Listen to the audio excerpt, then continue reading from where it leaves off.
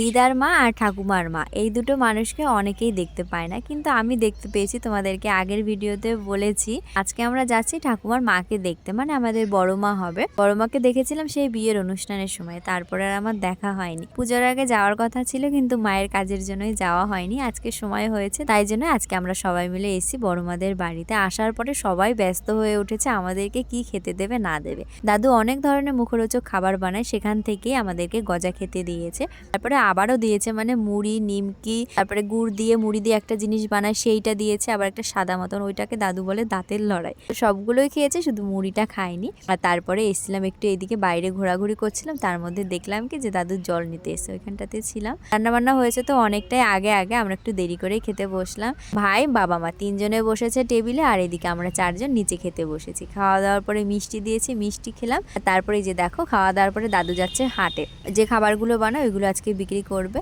আর এদিকে আমাদের সময় হয়ে গেছে বাড়িতে যাওয়ার জন্য, তো রেডি হয়ে বেরিয়ে পড়েছি।